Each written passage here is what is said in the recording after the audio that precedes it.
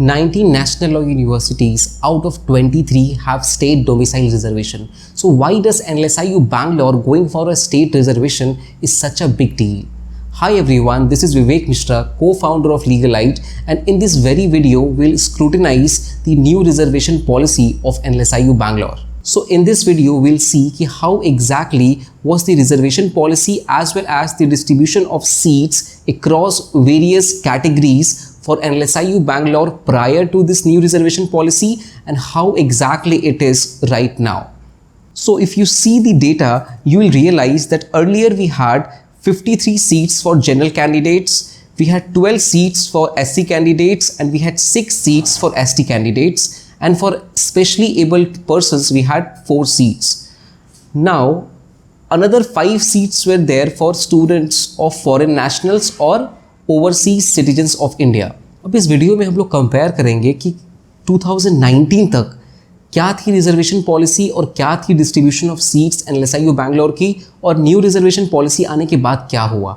तो अगर आप देखेंगे पहले डिस्ट्रीब्यूशन ऑफ सीट्स कैसी थी, तो पहले जनरल कैंडिडेट्स के लिए 53 सीट्स थी, एससी कैंडिडेट्स के लिए 12 सीट्स थी, एसटी कैंडिडेट्स के लिए 6 सीट्स थी और स्पेशली एबल्ड पर्सनस के लिए 4 सीट्स थी अलग से, और फॉरेन नेशनल्स और ओवरसीज सिटीजन्स ऑफ इंडिया के लिए अलग से सीट्स थी। कितनी? 5 सीट्स ये अलग से थी, और टोटल इसको काउंट करने से 80 सीट्स टोटल थी एनएलएसआईयू बैंगलोर के लिए। अब 2020 में न्यू रिजर्वेशन पॉलिसी को इंट्रोड्यूस किया गया, और ये कैसे किया गया? तो एनएलएसआईयू एक्ट ऑफ 1986 को अमेंड किया गया और उसके सेक्शन 4 में एक सब सेक्शन 3 को इंट्रोड्यूस किया जो ये बोलता है कि 25% ऑफ सीट्स जो है वो एनएलएसआईयू बैंगलोर रिजर्व करेगा ऐसे स्टूडेंट्स के लिए जो कि कर्नाटका के स्टूडेंट्स हैं। एक टर्म दिया गया जो स्टूडेंट्स ऑफ कर्नाटका या फिर कर्नाटका स्टूडेंट्स। अब वहाँ पे ये भी एक्सप्लेन किया गया है कि किसको कर्नाटका स्टूडेंट्स बोला जाएगा।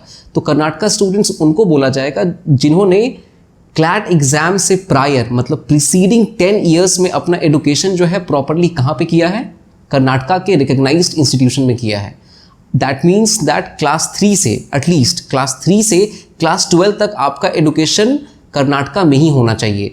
दो आप कर्नाटका में स्टार्टिंग से रहे हैं, लेकिन फॉर एग्जांपल कि आपने क्लास 10 तक का एडुकेशन जो है कर्नाटका के रिकग्नाइज्ड इंस्टीट्यूशन में किया है और 2 ईयर जो है आपने लेट से किसी और स्टेट से किया है, तो you will not be eligible for the status that is enjoyed by the students of Karnataka according to this reservation policy.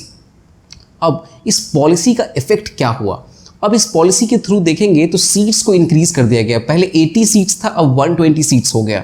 So obviously हम लोग को लगता है कि 120 सीट्स 40 सीट्स को इंक्रीज किया गया। तो अब इसका डिस्ट्रीब्यूशन कैसे चेंज हुआ, और जो 25% रिजर्वेशन जो देने के लिए बोल रहे हैं ये एक्ट के थ्रू, उसको कैसे 120 सीट्स के अंदर एडजस्ट किया गया है। तो अब अगर आप देखिएगा तो अब जनरल कैंडिडेट्स के लिए 93 सीट्स है, अब एससी कैंडिडेट्स के लिए 18 सीट्स है और एसटी कैंडिडेट्स के लिए अब 9 सीट्स है।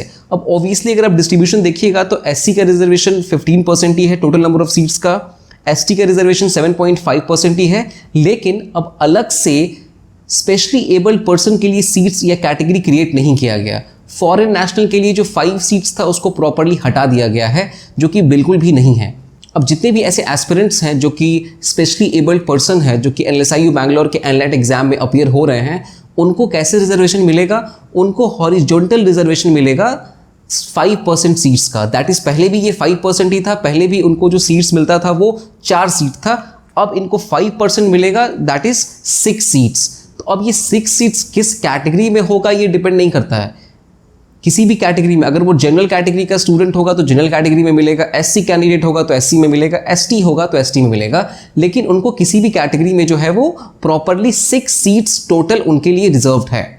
अब ये जो 25% रिजर्वेशन जो कि स्टेट डोमिसाइल को मिलना था वो कैसे मिलेगा? अब ऑब्वियसली कर्नाटका स्टेट गवर्नमेंट ने ये प्रपोज किया कि 45% सीट्स आपको रिजर्व करना है कर्नाटका के स्टूडेंट्स के लिए, लेकिन इस चीज़ को एनएलएसआईयू बैंगलोर ने काफ़ी अच्छे वे में, काफ़ी प्रूडेंटली अपने पॉलिसी में और डिस्ट्रीब्यूशन ऑफ सीट्स में फिट किया है। ऐसे फिट किया है ताकि इससे क्या हो कि क्वालिटी ऑफ स्टूडेंट्स भी कॉम्प्रोमाइज़ नहीं हो और स्टेट डोमिसाइल के थ्रू जो स्टूडेंट्स को कॉन्सेशन मिलना है वो भी मिले। तो इसके लिए उन्होंने क्या किया कि 5% कॉन्सेशन दिया है। किसको? जनरल कैटेगरी स्टूडेंट्स जो भी हैं कर्नाटका के, उनको 5% कंसेशन मिला है जनरल मेरिट कट ऑफ से। सो फॉर एग्जांपल अगर आप मान लीजिए कि एनलेट एग्जाम जो कि 80 मार्क्स का है, इसमें फॉर एग्जांपल 60 जो है वो जनरल मेरिट कट ऑफ है। सो ऑब्वियसली जो 60 मार्क्स है उसका अगर आप 5% कैलकुलेट करेंगे तो वो कितना होगा, 3 मार्क्स। सो ऑब्वियसली अगर एक ऑल इंडिया स्टूडेंट है जिसका 60 मार्क्स पे एलएसआईयू बैंगलोर को वो क्वालिफाई करता है, तो ऑन दी अदर हैंड अगर कोई कर्नाटका स्टूडेंट के कैटेगरी में बिलोंग करता है तो वो अगर 57, 58 या 59 मार्क्स अगर वो स्कोर करता है तो he will be eligible for this concession, तो उसको ये प्रॉपरली कंसेशन मिलेगा। अब अगर वो 3 मार्क्स स्कोर अगर कोई स्टूडेंट अगर ऐसा है जो कि 57, 58, 59 इसको कैलकुलेट करने के बाद भी कर्नाटका स्टूडेंट्स जो हैं वो सीट नहीं ले पाते हैं, तो अब ये जो 5% कंसेशन मिला है इनको, अगर कोई स्टूडेंट अवेल नहीं कर पाता है तो वो सीट्स किसको जाएगा?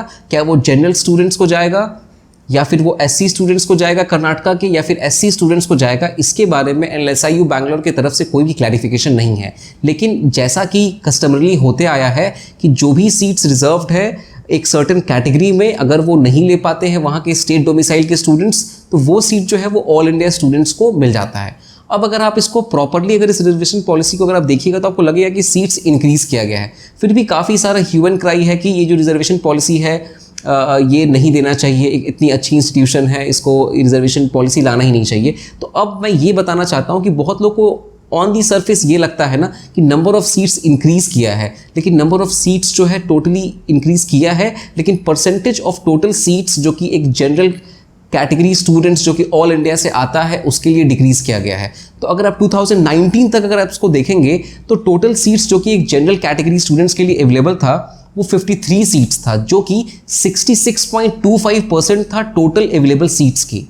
अगर आप यहाँ देखिएगा कि 25% जो सीट रिजर्व किया गया है वो हर वर्टिकल सेक्शंस में 25% दिया गया है। तो इसके हिसाब से क्या हुआ है कि फॉर एग्जांपल जो 93 सीट्स जनरल कैटेगरी स्टूडेंट्स को दिया गया है उसका 25% सीट्स जो है वो कर्नाटका स्टूडेंट्स के लिए रिजर्व्ड है। That means 23 seats out of 93 are reserved for students of Karnataka.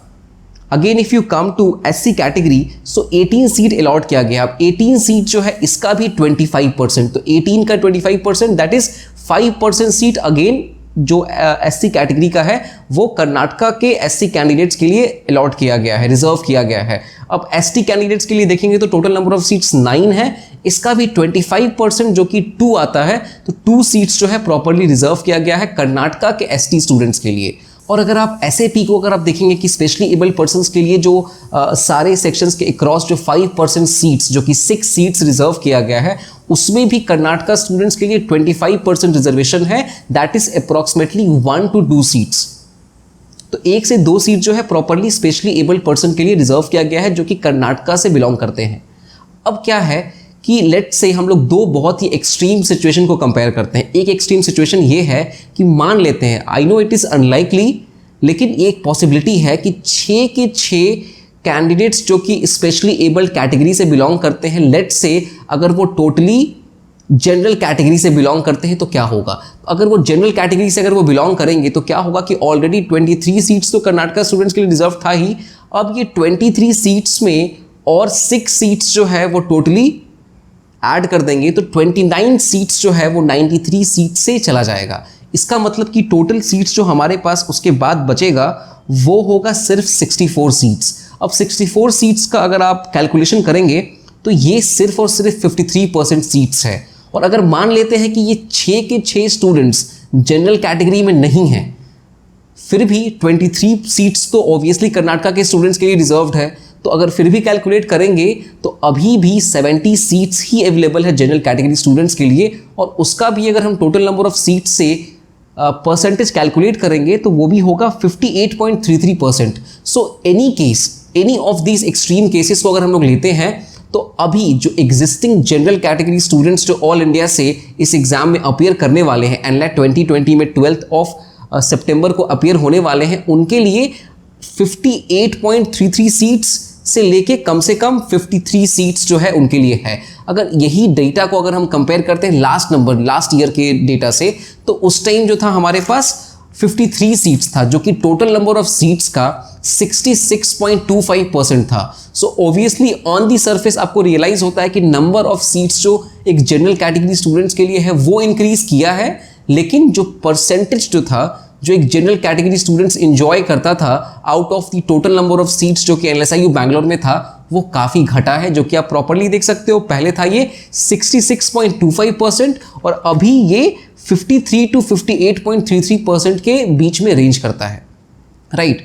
So obviously अब इससे हम लोग क्या डिड्यूस कर सकते हैं? इससे हम लोग ये डिड्यूस कर सकते हैं कि रिजर्वेशन पॉलिसी जो है वो कर्नाटका के स्टूडेंट्स को बेनिफिट करेगा, डेफिनेटली बेनिफिट करेगा। ऑन दी अदर हैंड जितने भी ऑल इंडिया कैटेगरी के स्टूडेंट्स हैं, जो कि ऑल इंडिया से चाहे वो किसी भी कैटेगरी में हो, चाहे वो एससी कैटेगरी में हो, चाहे वो एसटी कैटेगरी में हो या किसी भी कैटेगरी में हो, सबको ये रियलाइज होगा कि जो लास्ट ईयर के कंपैरिजन में इस साल उनके लिए 1 सीट 2 सीट वो इंक्रीज किया है, लेकिन परसेंटेज जो है वो डिक्रीज किया गया है। तो इससे ज़्यादा फर्क नहीं पड़ना चाहिए और यही इस वीडियो में हम लोग बताना चाहते थे स्टूडेंट्स को, क्योंकि इतना जो ह्यू एंड क्राई था कि ये डिस्क्रिमिनेटरी है, ऐसा है वैसा है, ऐसा कुछ भी नहीं है। 90 नेशनल यूनिवर्सिटीज़ जो है वो पहले से जो है स्टेट रिजर्वेशन दे रही है। एनएलयू दिल्ली जो जिसका एग्जाम ईलिट के थ्रू होता है, उन लोगों ने भी इस साल रिजर्वेशन लाया था, लेकिन वो रिजर्वेशन पे स्टे लगा दिया गया है इस साल के लिए। Maybe in coming years we might see की out of 23 national universities, all of them will provide state domicile reservation to their state candidates. So with this, we have come to the end of this video. I want all of you to share this video as much as possible so that all the uncertainties and all the doubts that students have regarding the new reservation policy that will be affecting their lives for NLAT 2020 will be eradicated. If you like this video and if you want to watch such videos, please like and subscribe to our channel.